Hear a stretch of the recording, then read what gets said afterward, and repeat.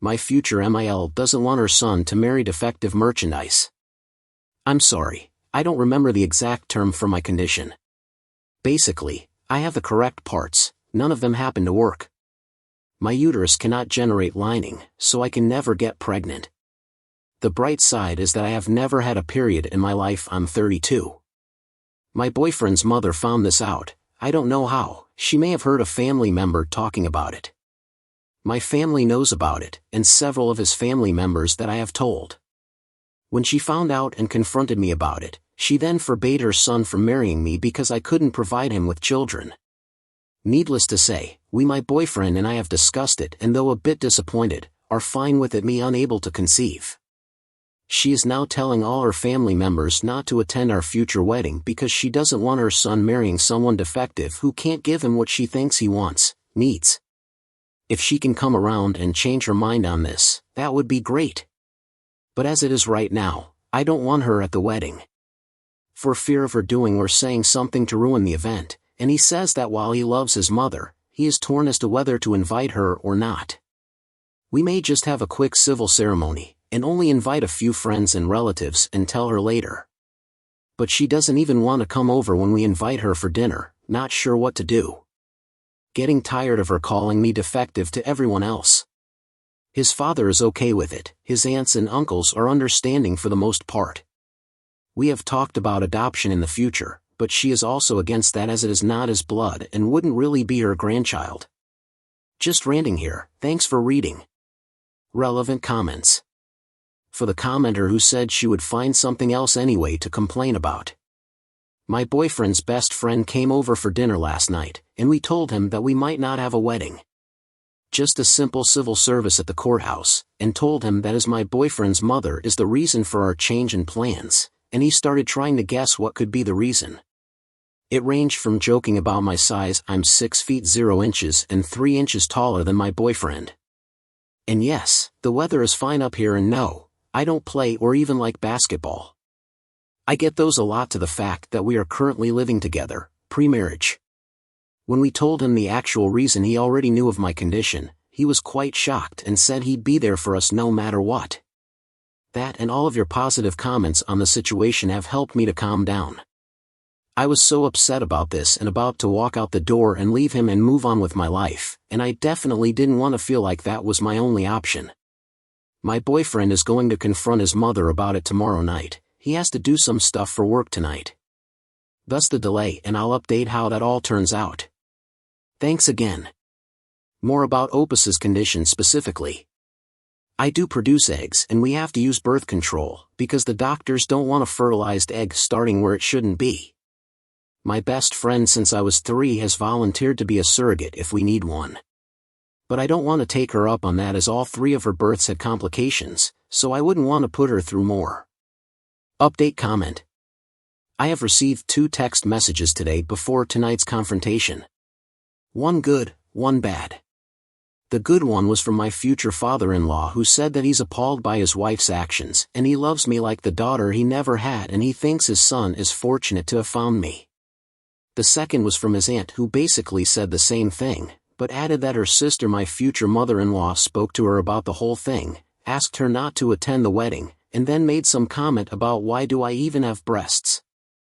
It's not like I'm going to use them for anything. I am so nervous for tonight. My boyfriend has asked me not to come because he thinks my being there will make it worse, so after work I'm going to stay at home, order in a pizza and curl up on the couch and watch TV while petting the cat. That last part is not a euphemism. I get a lot of comfort playing with and petting my cat. Update post. If you read my previous post on the matter, I can't have children. My soon-to-be mother-in-law didn't like that and did what she could to sabotage our future wedding. Telling people not to attend and calling me defective. My future no more husband and his father were going to sit down with her Tuesday night and try to talk sense into her. Well, she won. I don't know what happened or what was said, but my boyfriend came home and we got into a big fight. Despite what we had discussed before, he now said that he wanted kids, and if I couldn't provide them, the wedding was off. I basically said that sounds like your mother, not you. He replied with "I can speak for myself," and it escalated into a bunch of shouting at each other, and I quickly put together a bag and went to my parents for the evening. I called in sick from work the next day and basically stared at the ceiling. We first met when I was 9. 23 years ago, it went from being friends to more romantic. We dated through high school and went to college together, then after graduation, moved in together. I have never dated or seen anyone else. Neither has he as far as I know. We waited so long to get married, because it wasn't important to us as long as we were together. That changed when my dad got a terminal disease and he expressed his wish to walk me down the aisle. I'm his only daughter before he became too ill to walk. I'll be giving 2-month notice at work on Monday to give them time to find a replacement and for me to train them, then moving back to Germany. I didn't mention that my dad is German. My mom American. They originally met when she went there for work. I was born there and lived there at first and still have friends and family there. My friend, who I had mentioned before had volunteered to be a surrogate, has said I can stay in her spare room with her and her family until I get situated on my own there. I'm sorry, no happy ending here. The evil mother-in-law won and got me out of her son's life. Technically, she got me out of the country. I know I could move elsewhere in town or even in the state, but I don't want to be alone here. There's too many memories and I have a strong support group, friends, family overseas, so that's where I'm going. I have been picked on so many times for so many things over the years, from my height to my accent when I first moved here, gone now. I sound like any other Midwestern girl to other things, but this one hurts. I was able to handle the others by telling myself that's who I am if they don't like it. That's their problem, and I'm sure in a few years, I'll think that about this situation too, but it's too soon. Thanks for reading and your kind words of support. I'm sorry if this seems incoherent. I'm just ranting here and crying, so it's hard to keep a decent train of thought. Update and comments. Same day, same post. First of all, thank you all for your support and kind comments. 2 weird things happened today. One I'm extremely embarrassed about, and the other I thought was just weird. First, on my lunch hour, I had to run to the grocery store to pick up some things for my mom for dinner tonight. At the grocery store, who should I happen to run into but she who once could have been my mother-in-law. I don't know what to call her, so she will be Barbie. Walking down an aisle, who should happen to appear at the other end but Barbie. We made brief eye contact. Then she immediately turned and bolted out of there. Guess she had nothing to say. The second thing was my dad came with me to the house to help me pack up my things. He's already agreed to act as my representative when the house is sold to make sure I get my fair share. While there, he stands in the corner and just glares at my ex the whole time. Then my ex has this brilliant idea to ask for one last time right in front of my father.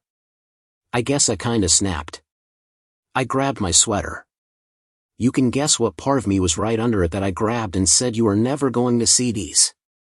Much less touch them or play with them again or anything else." He turned red and walked out the door. And my dad went from staring with a "You hurt my daughter, you're lucky to be alive" look to just bursting out in laughter once the door closed behind my ex. He then said, "I can't believe you just did that," to which I replied, "Neither can I," for this and the rest of my story. Anytime my dad and I speak to each other, I am translating it to English beforehand rather than typing it twice. I just basically felt myself up in front of my dad. We then went home for dinner with my mom, and halfway through, my mom asked, "What does Vanessa's, the girl I'm moving in with in Germany, husband, do again?" And I just lost it. A perfectly honest question. But I just let it all go in big braying sobs. After a while, my dad came over and carried me upstairs to bed like he used to do when I was 5, where I am typing this now on my laptop. I told him to tell Mom that she did nothing wrong. I just needed to release, and unfortunately for her, that was the time. A lady at work already volunteered to take my cat, and my dad will store stuff like my tennis trophies and yearbooks and pictures upstairs at his house. He said that even though I may not want those photos now, perhaps in 5 years or so, I will want them. So he's gonna keep them until I'm ready to take them back. Thanks again for all your kind words and support. I will update as warranted and answer any further questions if I can. Update comment. Well, I gave notice at work today, had some more weirdness, and I'm now lying in bed with my laptop. First, while at lunch today, a dozen roses came with a note that simply said I'm sorry. No more, no less, but I recognized the handwriting. I asked my coworker if she would like them to give to her little daughter at home, and when she said no, I know why you got them and I don't feel right taking them. So in the trash they went with the note. I was going to wait until Monday to give notice, but the gossip factory had been running full-time the last couple of days.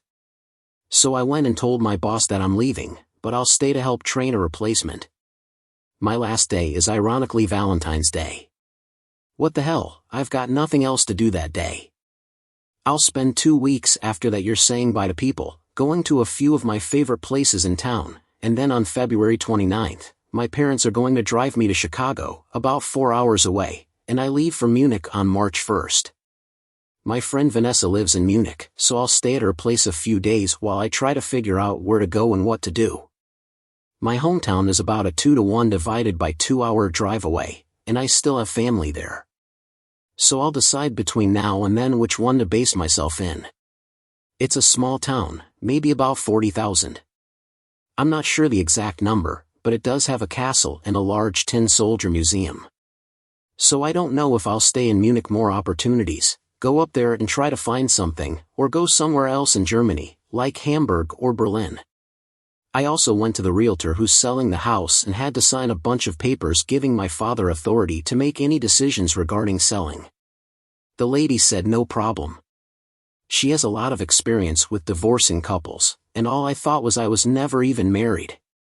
I came home and we had dinner, then my mother and I sat down and she braided my hair. It has always been our thing to do this for mommy-daughter time. We did it for the big, it's not just for peeing talk. When I was first diagnosed with my condition, before the state tennis tournament, when I went away to college, basically big moments. I think this counts as one of those. Then my ex's best friend called, said he heard what happened, said it was pretty crappy, he used stronger language, but there might be children reading this, and wanted me to come over for an evening with his family before I left. I was more friends with his wife than him, but I'll go anyway. Again, I can't thank this community enough for their support and kind words. Sorry if I branch into irrelevant topics at times, but I just type as I think, and this is all going faster than I thought. Last week, I thought I might have to start planning for a wedding, and now I'm planning on leaving the country and starting my life over. My mother also suggested we go to the zoo in Chicago on my last day in America. I went there when we first moved to America. She thinks it would make the perfect bookend to my whole 23-year stay in America. It seems like just yesterday when we moved into a new house and a nice boy, and his mother came over, brought us a basket of cookies, and welcomed us to the neighborhood while I was out front keeping my dog away from the movers. Times and people sure do change. Relevant comments. The user is rightfully disgusted and baffled at the one last time comment. He was never like that, or I wouldn't have fallen in love with him in the first place. It's almost as if his switch was suddenly switched from good to evil. Simpsons reference. He used to be embarrassed to even hint in front of my father that we were having sex. Then he has no problem asking for one last time in front of him. My coworker said that I should treat it as if he had died and mourn the loss and move on, and someone else took his place.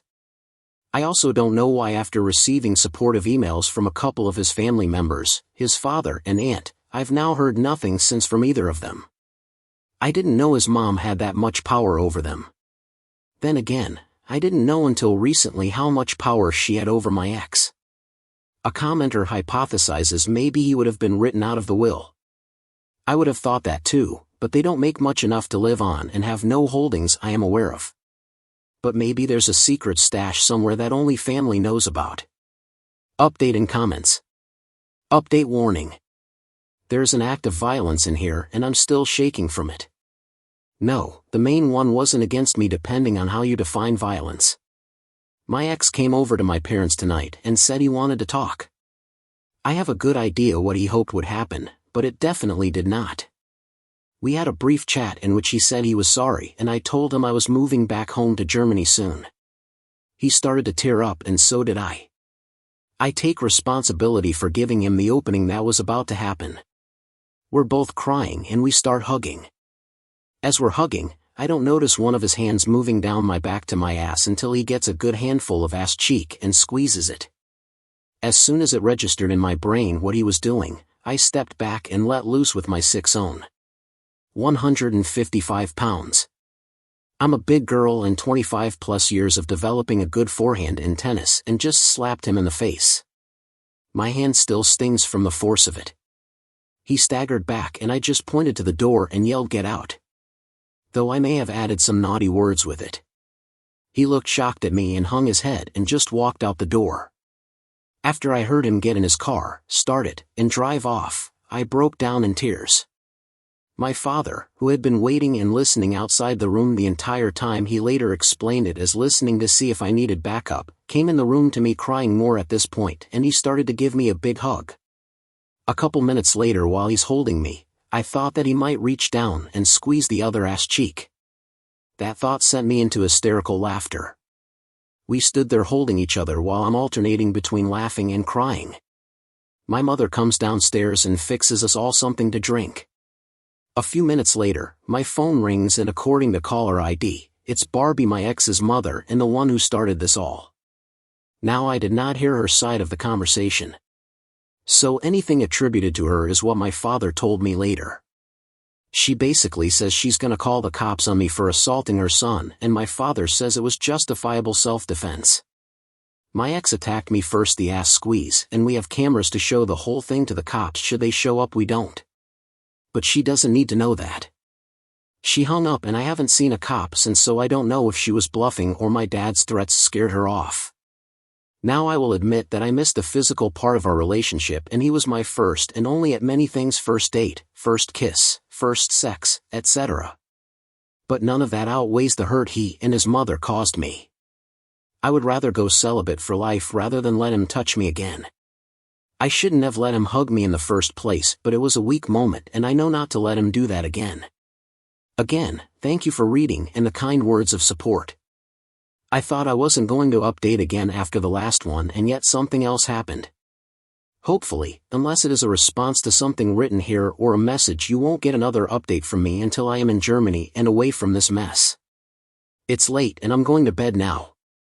Update and comments. Update: 1 mystery solved. Throughout this whole ordeal there have been 2 mysterious things I had no answer for. 1 is, why did he suddenly change his mind, and 2, how did Barbie, his mother, find out? It wasn't common knowledge, nor did I tell her. I had my suspicions as to how, and yesterday they were confirmed. Was downtown on my lunch break. Been training the new girl who's replacing me.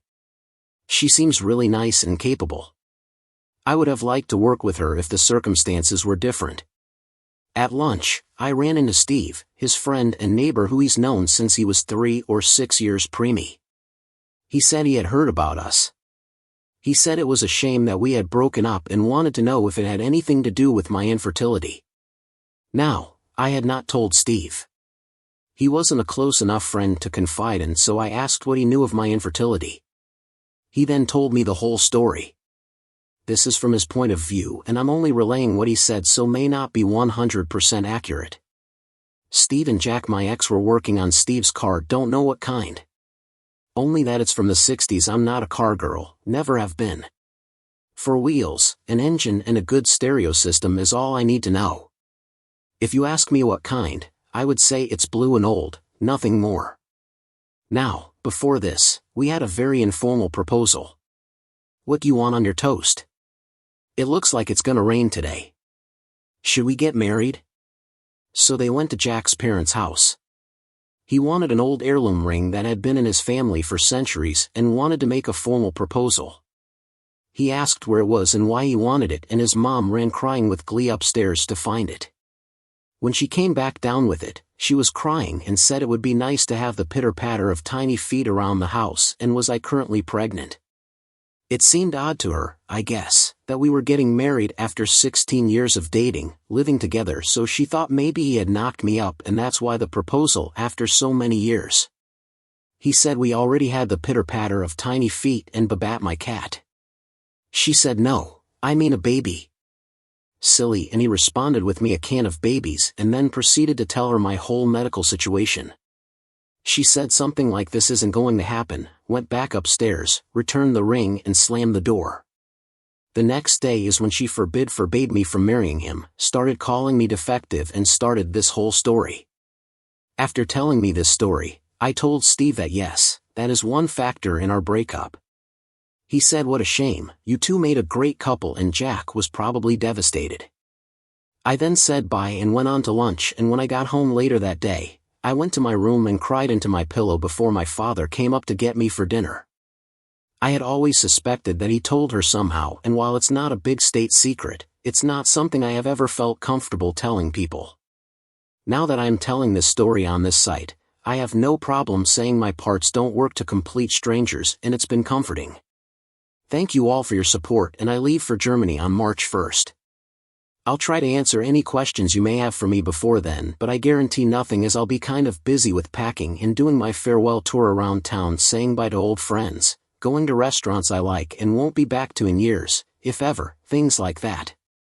So that's one mystery solved, and the other could be solved if he would just answer it rather than taking any form of communication I have with him as some sort of desire for him to get in my pants. Thanks again for your words and support, and barring something big happening between now and then. The next part of my story will come after March 1st. Update and comments. 2-part update. We'll start with the good first. I left America March 1st and flew to Munich. Sat next to an elderly lady who was scared to death of flying but was going to visit her son and his family. I don't remember what he did or why he was in Germany. So for the 10 or so hours we were in the air, she held my arm in a death grip, and any time we hit an air pocket or shook around a little, it was a relatively smooth flight with just a few bumps here and there. She gripped even tighter, and later I discovered I had a bruise, but fortunately her nails didn't dig in. After deplaning and going through customs, she met up with her son and his family. This happened before all the quarantine and isolation started in earnest, so not much of a problem there. Then all the fun started with the quarantine, and I've spent most of my time at my friend's house tutoring her kids in English and generally helping out around the house. I had 3 interviews scheduled before I got here, but they were all cancelled.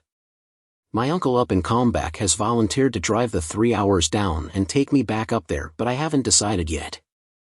The bad. Apparently Jack, my ex, has been having a hard time with this. Normally, when I and the family flew back to Germany in the past, we flew out of Cedar Rapids, up to Chicago or Minneapolis, then flew on to Germany. Apparently, from what a friend told me, he drove out to the Cedar Rapids airport not knowing we had driven up to Chicago, and I flew direct from there. When I didn't show up there, he went home and figured he got the time date wrong. He sent a few letters to my house. I had my mother open and read one to me on the phone, but shortly stopped her. Even though my mother and I have been open about my sex life, there were things in that letter I didn't feel like hearing or having her hear. The letters stopped when he lost his job for non-quarantine related reasons and later wound up in jail. Nobody has been able to tell me exactly what happened, but best guess from what I've been told. One night, he got into a shouting match with his mother which turned physical, and his dad had to peel him off her until the cops showed up and arrested him. So I guess things got pretty bad, so that one of the neighbors called the cops. I never would have expected this from him with anybody, much less his mom. If only he could have fought this hard for me way back when, things might be different. So, as of this update, I'm sitting around with not much to do, but at least I'm not in jail. Sorry for any errors. I loaned my laptop to my friend's son and it hasn't worked properly since, though he claims he did nothing bad to it. He's a good kid, so I believe him that it was probably just an accident. Hope everyone is staying safe and doing as well as can be during this time. Off Wettersan, Mia comment April 13th, 2020. Thank you for your kind comments. The older lady on the plane was funny. When she sat down, she said "sh" per Kenzie English. Intentionally misspelled to demonstrate how bad it was.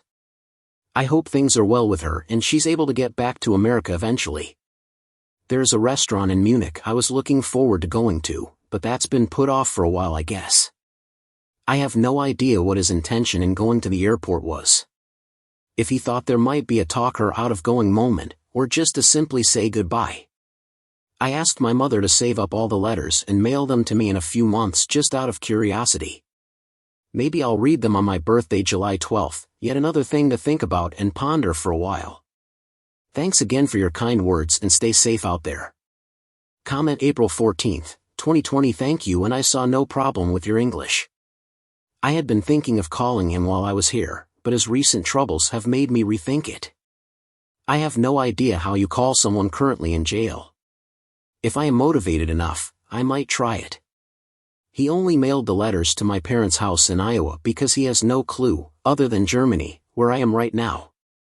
I am hoping that when this virus thing blows over, I will return to America for a visit in 2 years, and maybe I will feel comfortable by then to see him in person. It's like he had a complete personality change, and that's what mystifies me the most.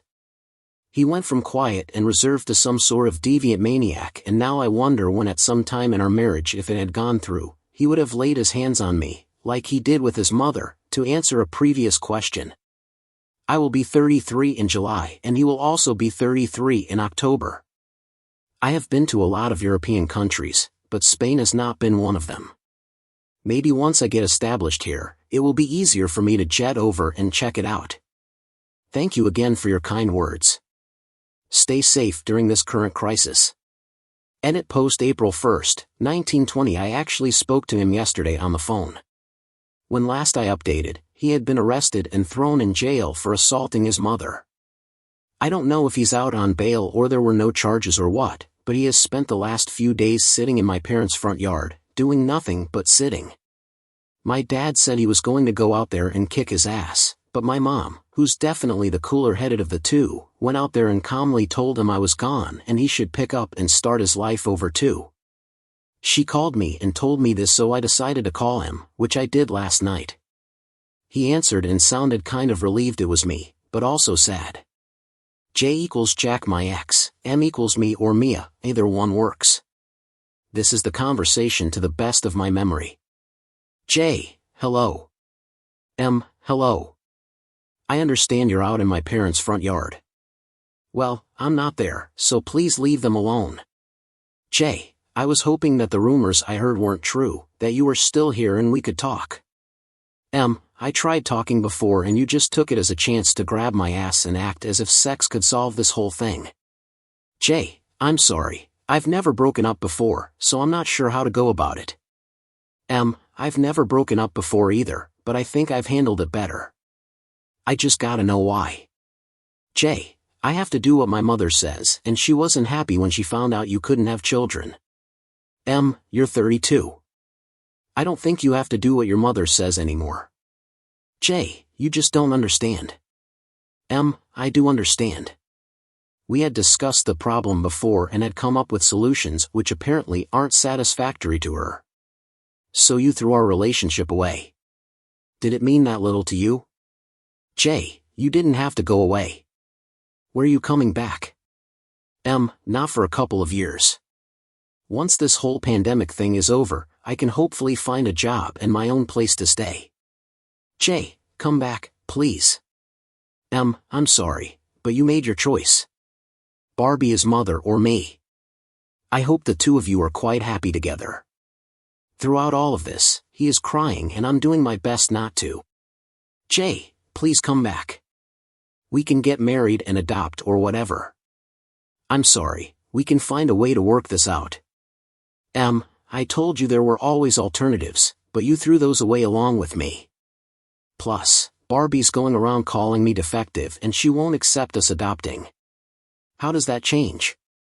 J, you're not defective. I'm sorry, but I can't control what she thinks. M, no, but you support what she thinks. You've known this about me since we were 16. Suddenly, it's an issue. J, I don't like her calling you defective. In case you hadn't heard, I just spent time in jail for defending you. M, maybe if you had done that when this all started, I'd still be there. I think that broke him because he kept quietly whispering sorry over and over and then hung up. I just laid on the bed and quietly cried until Victoria, my friend's oldest child, knocked quietly and told me it was time for dinner. Sorry for the formatting. Still trying to get used to how Reddit works. Also sorry if I came across as a bitch in this, but when someone throws away a relationship that goes back to childhood, I can be a bit upset. Hope everyone is staying safe through this whole pandemic thing, and hopefully, when it's all over, I can get on with my life here in Germany. Post the 2nd of May, 11, 2020. Warning. There's talk of suicide in here, not me, just someone else in the story hinting at it. So, I moved out of my friend Vanessa's this weekend. Her family was incredibly nice in taking me in. But when we first planned this, it was pre-virus and I thought I'd have my own place and a job and everything. My uncle said he would drive down and pick me up, and I felt better taking his offer than continuing down there. So, he came down Saturday, spent the night with some friends of his, and we drove back up to Calmbach on Sunday, where I am currently staying with him and his wife and typing this out before bed. It's weird being here, given I was born here and lived my first 9 years here.